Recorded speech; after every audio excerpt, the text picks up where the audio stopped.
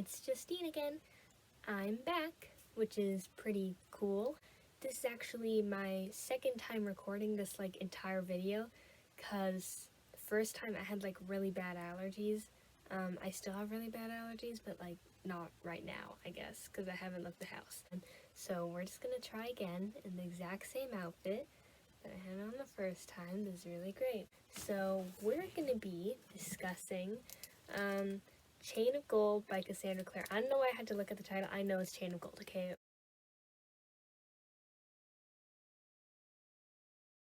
I've spent a lot of time thinking about this book because I haven't had a lot to read for a few weeks. So yeah, I have a lot to say. I talked about this a little bit in my March wrap-up, but this is a more extensive review, I guess, because I'm really interested in Cassandra Clare books. I like talking about them, and I do like them. I do enjoy reading them, a lot. So, I think we'll start with, the character rundown. It comes with, cute little character sheet. See all the people. It's pretty cool. So our main girl is Cordelia here. For starters, I was shocked that she was not white, and it's not because I'm racist, it's because Cassandra Clare, never really has main characters who are people of color. She kinda does, but usually, the main two people, main couple, they're just white. Yeah, our main girl is half Persian, which is crazy. I was so excited. And also, she's gorgeous, okay? She's beautiful. Look at her. She looks so elegant. As soon as I read that she was half Persian, I think I just decided that she was, my favorite she was my favorite main character from, all the other Shadowhunter series, if you know what I mean, Clare, Tessa, Emma.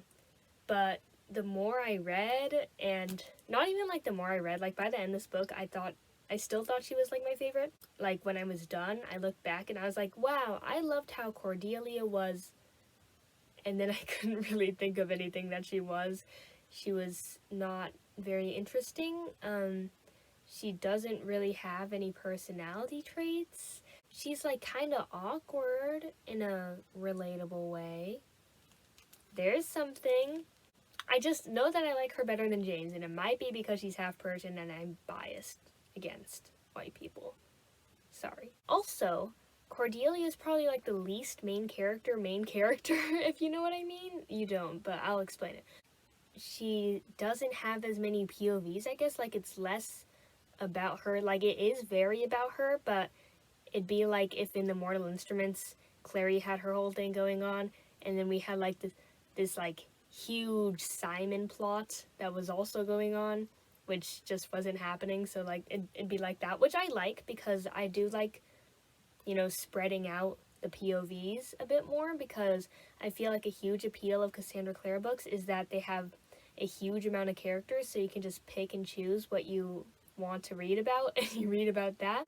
So if you spread out the POVs a bit, people can read more about their favorite characters if they don't like Cordelia, which I guess is kind of true to me. I don't dislike her, but she's just kind of eh. If there weren't any side characters here and it was more about Cordelia, I think I'd enjoy this book a little less. Moving on to James. Let me give you his pick. Oh my god, why am I flipping to the back? James. He's leaning over kind of weird. He looks kind of mad here. I don't really know why. I don't like this portrayal of him. But honestly, I don't like James in general. James is also very boring, which I did mention before, but I can't name a single personality trait. It's just very strange. At some points, he's very serious, and I'm like, oh, so he's a serious person. And then at other points, he's just very unserious. He's funny, he's cracking jokes. I'm not saying that someone who's serious can't be funny, but it's just very, he doesn't have anything that is really, he doesn't have a personality. Wow, it took me a while to get there. He doesn't have a personality. James, he was just there. Also, he was like bullied in the Shadowhunter Academy for having like yellow eyes because they look like goat eyes and probably also Sith Lord eyes. Well, they didn't say that, but that's what I would say. I wouldn't like bully him. I'd be like, you look like a Sith Lord, which is like cool, I guess. It's a pretty neutral statement. But, and this is, I feel like this is supposed to be like a character flaw of some sort. Neither of these two characters that I've just discussed, Cordelia or James, have character flaws, but I feel like his yellow eyes are supposed to be a character flaw, kind of. But also, Jace had gold eyes in the Mortal Instruments, and nobody said anything about that. They were like, wow, he's so hot, especially his gold eyes.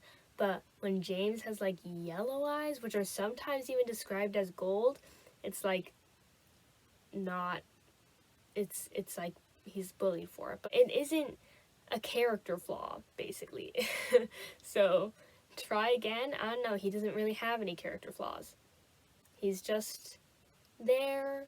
And I feel like out of all the male main characters we've had so far in all our series, he is the least personality-y of all of them. Personality-y of all of them. Like, at least Jace and Will were kind of like witty, and they were kind of like goofy. They were a little too similar in my opinion, but whatever. Julian was, I guess, he was also kind of funny. He was very caring, he was soft. But what is James? He's just hot and he has yellow eyes. Oh no, his yellow eyes. Now he's ugly. No, I don't understand. And I feel like we could have fixed this very easily, you know? You could have just given them a hobby, and then a hobby often comes off like they have a personality now because they have something that they like to do. You could have just given him a hobby. You could have been like, he likes swimming, he likes climbing trees, he likes gardening. That's always cute. You know, he could have liked gardening. And then I would have been like, well, he doesn't really have a personality, but now I think he has a personality, you know? You fooled me. And I would have thought he had, but you didn't do that. And now it's revealed. Now we all know.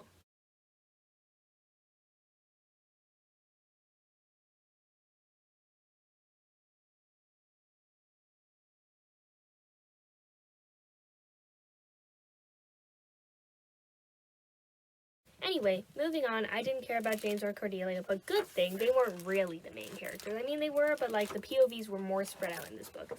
And then we have Lucy. I love Lucy. So Lucy is Cordelia's like best friend or whatever.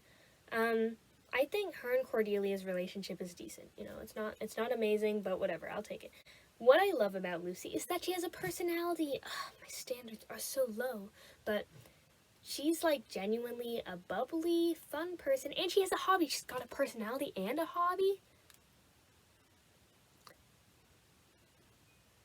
Amazing. Spectacular. She likes to write, which I think is it's so cute. And I like how she has a specific thing she likes to write, I guess. Because Clary, like, what did she even like to draw? She likes, like, trashy romance, I guess. And I guess, I think it's adorable. You can tell what kind of person she is. And I just like it, you know? I liked her plot line with Jesse. I thought that was very interesting. I was really into it, you know? Like, there's this random ghost guy, and now they're gonna do things together. I think that's cool. But, one thing I guess I didn't like about it was that they fooled me. They tricked me. When Cordelia arrives in London, she sees Lucy, and she's like, hey, Lucy, well, she doesn't say that. She probably says something more Edwardian. And then Lucy runs up and she's like, oh, Cordelia, I'm so very, very happy to see you. And Cordelia's like she thinks that she's like, with Lucy, it's always very, very something. And I'm like, oh, wow, you're going for that? You're gonna give Lucy a speech pattern? I was pretty impressed. I was like, wow, I love Lucy. But then we just never hear her say very, very anything ever again. It's like she did that one time, and then Cordelia was like, oh, it's always very, very with her, and then she just never says it again. Girl, an easy peasy lemon squeezy, just put in some very, veries, and then I'll be like, oh, you really stuck with that speech pattern. Now she's really her own person. I don't know, that was just a tiny complaint. Teeny tiny. I like Lucy. I like her a lot. Then we got Matthew. He's sitting here. I like this portrait of Matthew. I think his hair looks very interesting. So there's Matthew. Matthew was just for me. I mean, I'm glad he had a personality, and I guess he also had a hobby because he liked fashion, which I thought was interesting. He's an alcoholic. Character flaw. Triple threat. We got the character flaw, the personality, the hobby. So well-rounded. But I just don't like Matthew that much. I don't know why. To me, he didn't really do anything. He didn't have, like, his own plot going on. I guess, like, the alcoholism thing, but, like, did he even, like, attempt to fix that? That wasn't even, like, a thing that anybody was trying to fix. It was just, like, a thing that was going on. And sometimes Lucy would be like, I don't like how you drink so much. And he'd be like, oh, okay. And then he wouldn't do anything, and Lucy wouldn't follow up. Whatever, that's fine. It'll probably be addressed later. He just didn't really have much to do, which is why I can't, like, say much about him. He's just decent. Also, does Cassandra Clare think she's being slick with the Matthew likes Cordelia thing? Like, he obviously liked Lucy in the beginning, but after Cordelia did that sexy, sexy dance with... By the way, I was confused by that. She was just, like, on the stage, and they were like, she's twirling around with her sword, and she's reciting poetry while she twirls with her sword. Like, I didn't really see how that would, like, look, but whatever. And then James is like, oh, she looks so sexy. Everybody can tell that she looks hot. And Matthew's, like, staring at her. I'm like, oh, okay, I see. He's over Lucy now. This is totally gonna come up, like, next book in Chain of Iron. And I'm gonna see coming for miles. You ain't slick. You didn't catch me. Also, how do we feel about that? If it's a love triangle, like, is this not the same thing that we had in Infernal Devices, just with, like, swap personalities or lack of personalities? Okay, I gotta speed this up. Okay, so that's all I think about Matthew. So anyway, next character we have Alistair. Alistair. Look at this man. He is fine, okay? He is fine. Okay. Alistair is definitely my favorite character, and I liked him from the very beginning. I know a lot of people thought that they'd be really annoyed at him in his first appearance. I was not. I think the fact that he is shown first, sitting in a carriage reading a book, shows a lot about him. First of all, he somehow doesn't get dizzy, like, reading in a moving vehicle. I just can't do that. 2, he reads. Hobby? Perhaps? Do I dare hope? He is shown to be an admirer of the arts, which I think is classy. I love it. He has a character flaw. That's, like, his whole thing, his character flaw. That, like, he bullied the main 4 guys in school because he was a minority and he was getting bullied, and he was like, I gotta become the bully. And his personality, I don't know, his personality is basically his character flaw, but I still appreciate it. I love Alistair. I liked his relationship with Cordelia. I thought it was genuine. I liked his thing with Charles. I mean, I didn't like it because I guess it was, like, toxic, but, like, I liked that it existed, I guess. Anyway, next character, we have Thomas. I think one of my favorite running jokes, it's not a running joke, but, like, just a thing that Cassandra Clare repeats a lot, is that Thomas is big. She says it so much. Like, every single time Thomas gets, like, shows up in a scene anywhere, they're careful to remind us that Thomas is big. And he wasn't always big. Now he's big, and it's weird. Like, we get first introduced to him, and James recalls how he was so big they didn't recognize him. And then he's at the picnic, and Cordelia's like, he's big, but graceful. And then Alistair sees him, and he's like, you're gigantic. I'm starting to believe that his character flaw is supposed to be that he's big. Also, that one time, Cordelia is talking with Matthew, like, while they're dancing. She's like, Matthew, you're beautiful. And he's like, no, I'm not. I'm a man. I'm handsome. And she's like, no, you're beautiful. And so is James. Thomas is handsome. I am inclined to believe that she only thinks that Thomas is handsome because he is big. Anyway, Thomas, he's decent. He's got a personality, I guess. He's nice. What's his character flaw? Well, he's big. He's nice and big. That's his character flaw. He doesn't really have a hobby. It's okay. Not everyone needs a hobby. one thing. Thomas's sister dies in this book, and that's a huge thing to me. Like, death of a sibling, that's not good. Uh-oh. Like, he's not gonna be okay for a while because his sister is dead. But he just, like, goes away for, like, a few days at Christopher's house, and then he comes back and he's A-okay. Like, nothing happened. And we don't even get a POV for when he's grieving the death of his sister. But you know what, when we do get a POV from him, when that one time he was in Paris with Alistair, okay, we get it. You value the romances over, like, any other, like, everything else. The priorities here, can we get Thomas a POV for probably, like, one of the worst moments of his entire life? Or he gets a POV for that one time Alistair touched his arm and he was hot and cold all over. Anyway, moving on from Thomas, then we have Christopher. The first thing I noticed about Christopher is that Cassandra Clare really wants to make him not hot, but she can't handle making characters who aren't hot, so she describes him like this. I don't have the line, but I remembered it, okay? He had the fine, delicate, angular bone structure of his parents and lilac eyes. And he would have been popular with the women had it not been for the thick spectacles that sat upon his face.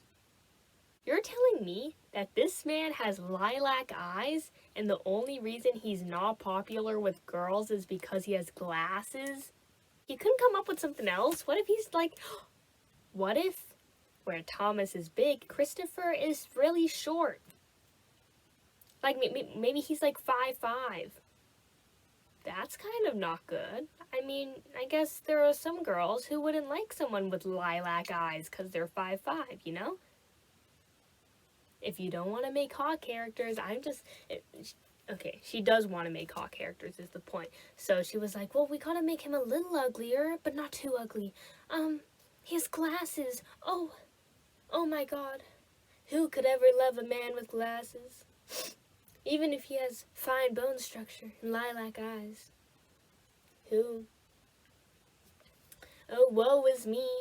Okay, moving on. Not moving on from Christopher, though. Like, moving on from this specific line. Christopher does have a hobby, so he has one thing. I guess he has a personality. He's kind of like quirky. He's like a quirky guy. He's not like those other guys. Does he have a character flaw? I guess he causes explosions. By the way, I don't like that they keep referencing that Christopher's experiments always explode because I feel like it's very tropey to be like, oh, the sciencey character causes a lot of explosions. Oops, because they're so sciencey. Like, why is everything exploding all the time? What are you using? And also, it's another one of those things that I'd, like, expect in fan fiction, but it's just weird in an actual published book. Like in fan fiction, they tend to, like, get very tropey. Like, they take characters down to, like, their bare bones. If you take Wylan from Six of Crows, my favorite character, by the way, in most fan fiction, they're just like, he likes bombs. Even though he doesn't really like bombs, that's just, like, a thing that he does, and because they need to associate something with him, they're like, here's a thing. So with Christopher, they're like, oh, he likes causing explosions because he's experimenty. Like, it's very weird, and I don't like it. Like, is there anything else you can say about him? He does experiments and sometimes they fail. It's just, like, more dramatic than saying something like sometimes his experiments don't work and then he has to do it again. Like, that's a little less dramatic than sometimes they explode. He's such a klutz. So Christopher doesn't do anything in the story. And I was kind of upset about that because a lot of people on Instagram were like, justice for Christopher, Christopher appreciation. But no, I can't appreciate someone who hasn't done anything. He gets, like, beat up by that demon, and then they're like, he's gonna die. And then they're like, Thomas, go make the cure. But then when Thomas goes to make the cure, we don't even see him making the cure. He goes in and he sees Alistair, and apparently that's all that's important. They're like, we're gonna go make the cure now. And then we cut to James. We don't care about him making the cure to save his friend's life. We just care about that one time he saw Alistair in a house. I just feel like I'm really sick of these side characters only getting POVs when it's for their romance, even though way more important stuff is going on that we should get POVs of, but whatever. Moving on. Oh, no, that wasn't even about Christopher. The point is, Christopher didn't do anything, and he has glasses, so he's ugly. Lastly, and in my opinion, least, Anna Lightwood. Everyone loves Anna, and I don't really know why. To me, she's just the female version of Matthew. Like, Matthew's a hot, flirty guy who likes fashion. Anna is a hot, flirty girl who likes fashion. What's the difference besides their hair color, gender, and, I guess, sexual orientation? You know how I said Christopher didn't do anything? He just got beat up that one time. Anna did even less than that. She didn't even get beat up. She had tea with Cordelia, and then they went to a salon, you know, where they, like, admire arts and, like, the Renaissance, like, during Edwardian times and stuff. So they were there, and Anna seduced a warlock. And Anna seduced a mermaid. And that was all she did, and then she left, and then we see her seducing many other women. Okay, we get it, she's a lesbian, but if we cut her out of the story, would anything change? Also, it's so weird having her and Matthew being in the same place, like, at the same time. They're, like, the same person to me, so it's very strange.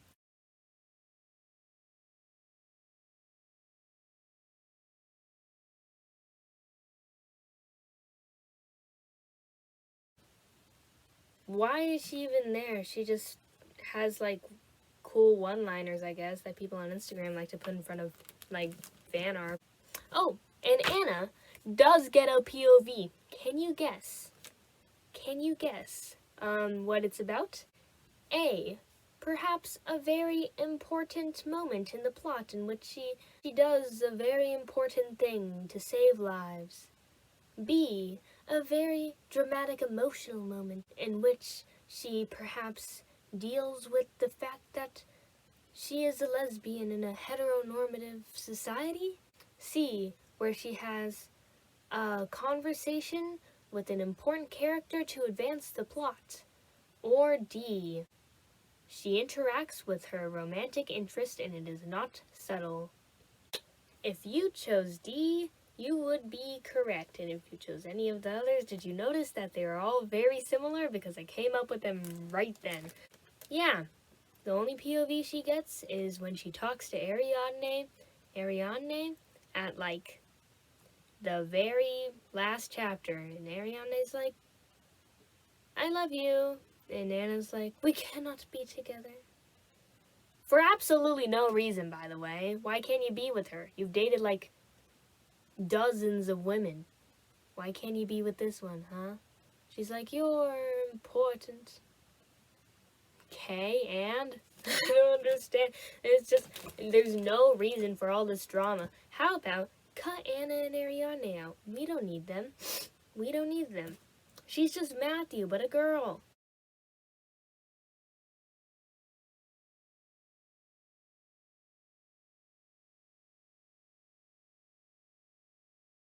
Anyway, that's all the characters. Well, there's, like, more, but I don't really want to talk about them right now.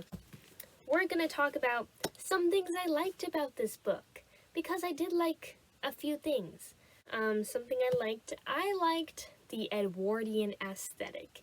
It was good. Like, Cassandra Clare is very good at writing, like, just the way things are described. It's very fancy. It feels very Edwardian. Also, she really likes to describe things. I mean, it's overwhelming at some point, but whatever. If you don't want to read it, just skip over it, like with your eyeballs. The dialogue, it's always very Edwardian. I feel very immersed in the Edwardianness of the entire book. I do think that I would not be surprised if this was, like, her preferred writing style to, like, whatever the heck she was writing in Mortal Instruments. Like, this is better, in my opinion. It's just very prim and proper, and I think it's what she'd rather write. Because some dialogue in the Mortal Instruments sounds very, like, out of place because they're teenagers, like, in modern day. But if they're, like, in the Edwardian times, they can talk all fancy because that's what we think they talk like, so they can talk like that now. I like the premise of this book, how James and Lucy were going to figure out who their demon grandfather was, but I also found it weird that James was the one involved in this and not Lucy. Like, it's James and Cordelia involved, and Lucy's just, like, on a totally different thing where she's hanging out with this ghost. Like, why does it seem like it matters more that James figure out who his grandfather is than, like, Lucy? Because we don't care about Lucy. I don't know why. I really liked the Thomas and Alistair Paris flashback, even though it seemed to have taken a POV from Thomas, even though he deserved to have one of him mourning his dead sister. I liked it. It was sweet. I liked the interactions between the characters. I thought they were genuine and nice. Yeah, I'm done talking about things I like. Let's move on. We'll start with, like, the nitpicky stuff first. The Merry Thieves. Specifically, why are they called the Merry Thieves? I know why they're called the Merry Thieves, but why do they, like, correct me if you've experienced this, but I don't think normal people, like, go around referring to their group of friends as, like, a name, an all-encompassing name for their group of friends. Like, I don't really have a specific group of friends that I do everything with, I guess. Like, if I did, we wouldn't have a name. Like, that's not normal, right? If you have a group of friends, like 3 friends maybe, you don't call yourself a name. Like, names for groups are reserved for, like, non-profit organizations, military troops, and drug gangs, and, like, mafia families and stuff. Like, it's not for a group of 4 teenage boys who just hang out a lot. I read this one fanfiction where the Merry Thieves, they're part of a band that's called the Merry Thieves, which makes a lot more sense. Hey, I'm part of the Merry Thieves because you're a band. You don't say, hey, I'm part of the Merry Thieves, my group of friends, and we hang out sometimes. Like, I feel like I'd get it if other characters were calling them the Merry Thieves, just to, like, as an all-encompassing name, because sometimes in middle school, and this was in middle school, I don't really do this anymore, but, like, there was this group of, like, this very large group of friends, I guess, and they, like, sit together at lunch, and I called them the Asian Squad. Like, a lot of people called them the Asian Squad because it was just, like, so many people, and also most of them were Asian, but also they never referred to themselves as the Asian Squad, which makes sense because that's weird. No one does that. Like, I get it if it's, like, your group chat name, but you don't refer to yourselves as, like, your group chat name, and also they don't have group chats because they're in the Edwardian era. I just think it's kind of cringy. I don't like it. I don't like when they refer to themselves as the Merry Thieves. It's very, like, who do you think you are? They're just your friends. On the topic of nicknames, I think Cordelia has a weirdly large amount of nicknames. She has, like, 2. I know that 2 isn't that much, but, like, her family calls her Layla. That's how they pronounced it in the audiobook. But, and, like, I guess my sister calls me something, but it's just Jie, like, older sister in Chinese. Like, that's the equivalent of calling your mom. You know, whatever, it's like a cute, endearing nickname for a family to call her. That's cute. But then we get Daisy from James and Lucy. James and Lucy call her Daisy because there was, like, this one time Lucy, like, tripped and she was gonna fall over this cliff into this field of daisies. Where are they, by the way? In which there is a cliff and directly underneath there is a field of daisies. But anyway, Cordelia catches her and she holds on to Lucy for, like, an hour while James goes to get help.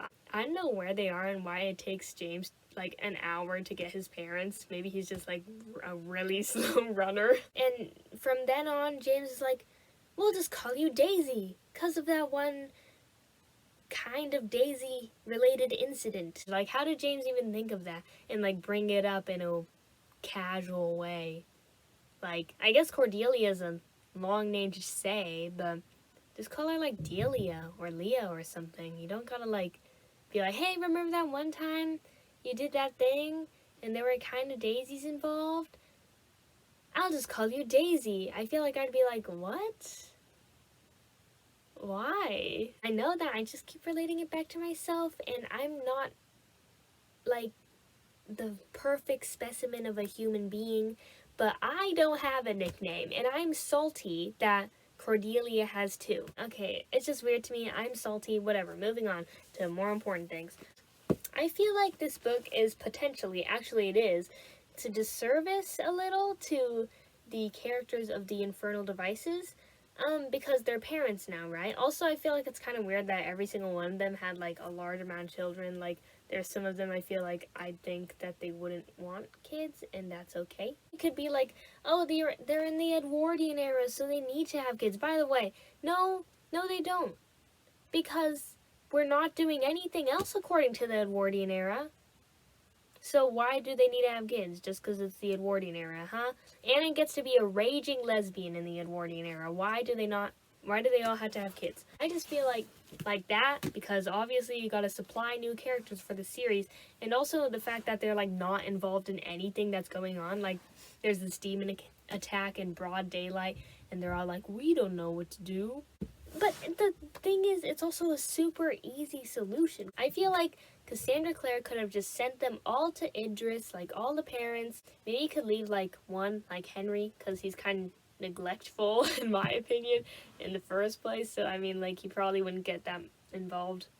But you can send all of them to Idris, be like, hey guys, take care. We're just going to be in Idris figuring out what the heck is going on. And then obviously they don't get anywhere, but maybe they can like provide a useful piece of information in the later books or something. But it gets them out of the way without making it seem like they're just not doing anything. Easy peasy lemon squeezy, just solved this big thing. It reminds me a bit of the Cursed Child. You know, when Harry gets really mad at Albus and he's like, I hate you, I wish I never had a son, or something, which is totally out of character for him, but it's like convenient to the plot, so they have to make him do it. Like, it reminds me of that a little bit. And nobody liked the Cursed Child. Nobody. Another huge, okay, this is pretty big, thing I did not like about Chain of Gold was just the lack of consequences for the choice of time period, I guess. That was worded really poorly. I said before I really liked the aesthetic of the Edwardian time period, and I guess Cassandra Clare liked that too, but she didn't like the consequences that it came with. Such as, you know, maybe Anna wouldn't be very well liked because she is a lesbian, and it was not, you know, very accepted at the time. Like, I think this is also a huge, like, opportunity to give Cordelia a character flaw that can be very easily solved. There's that one point where Cordelia, like, sees Alistair talking to Charles, and it's a very intimate moment, and Alistair's like, oh, but I love you, because he's, like, marrying a woman, and Alistair doesn't feel comfortable with that, which, you know, makes a lot of sense. But Cordelia, instead of thinking, oh, shit, my brother is gay, and that's really weird because I've been taught that that is bad and not good. Instead of thinking that, she's like, oh, Alistair, I'm so sad that you're hurting this way.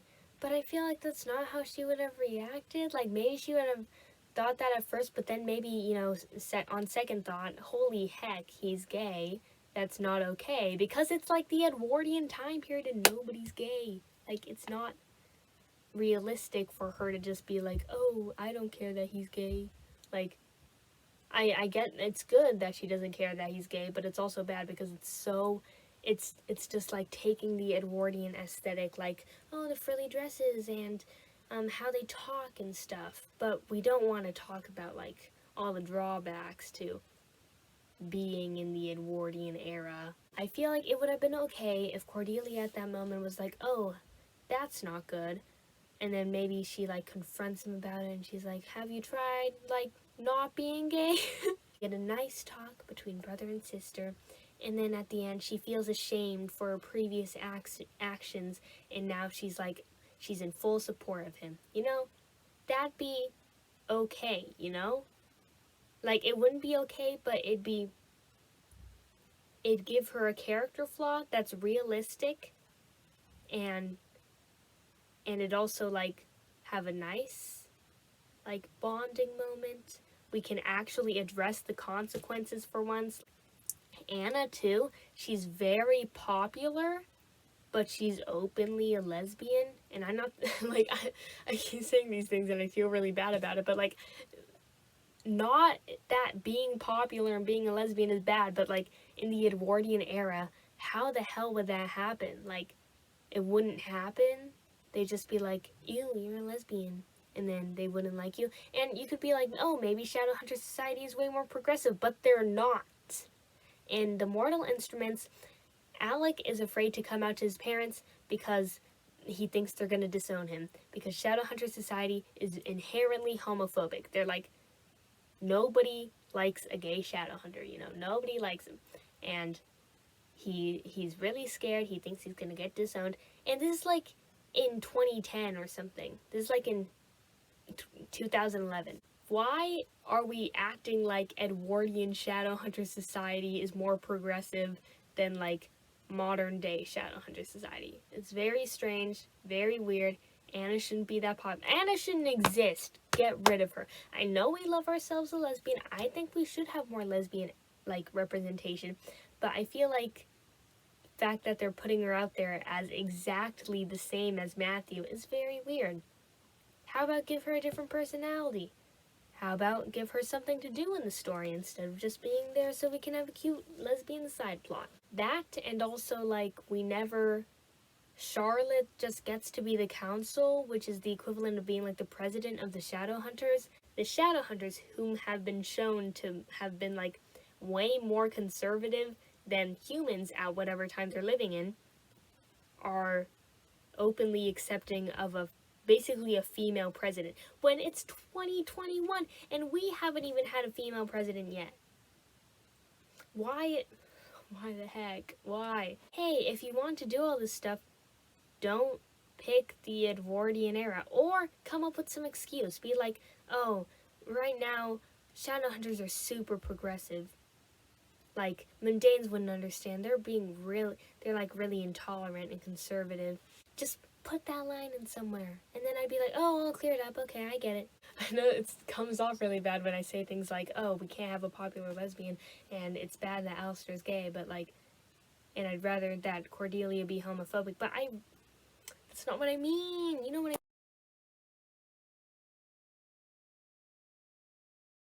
Those are pretty much all my complaints. And to end this video, because it's getting kind of long, I'm gonna make some predictions for Chain of Iron, because I like doing that.